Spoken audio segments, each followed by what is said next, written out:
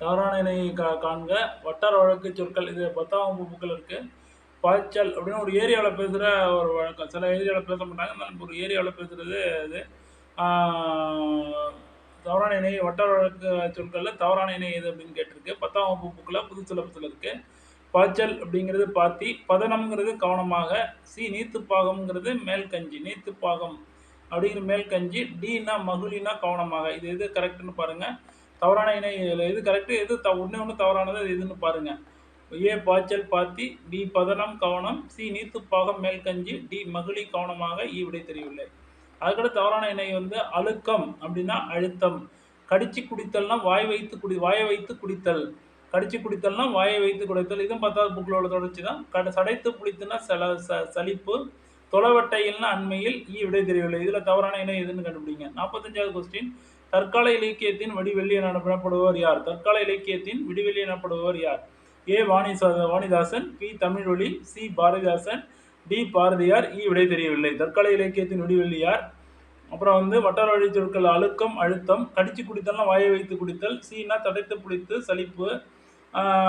தொலைவட்டையில் அண்மையில். இதுல வந்து வட்டார வழக்கில் தவறான இணை எது அப்படின்னு பாருங்க. அதுக்கு அடுத்தது தவறான இணையை காண்க. பாய்ச்சல்னா பாத்தி, பதனம்னா கவனம், நீத்துப்பாகம்னா மேல்கஞ்சி, மகிழினா கவனமாக. மகிழினா கவனமாக. விடை தெரியவில்லை.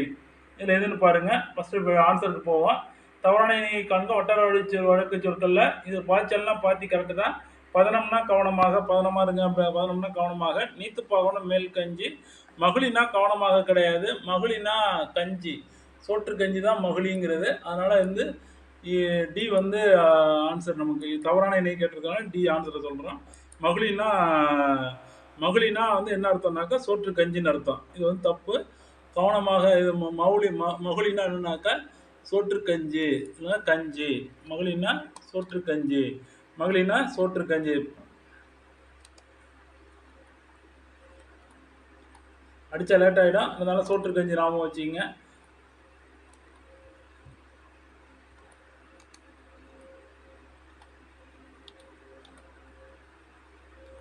சோற்று கஞ்சி அதான் லைட்டாக அடிச்சிருக்கேன், பார்த்துங்க. சோற்று கஞ்சி. மகிழினா சோற்று கஞ்சி. அதுக்கடுத்தது தவறான இணையை தந்துங்க. அழுக்கம்னா அழுத்தம் ரைட்டு. கடிச்சுன்னா கடிச்சு வாய் வச்சு குடிக்கிறதா. சடைத்து புளித்தன்னா சலிப்பு. தொலைவட்டையில்னா அண்மையில் கிடையாது, தொலைவில்.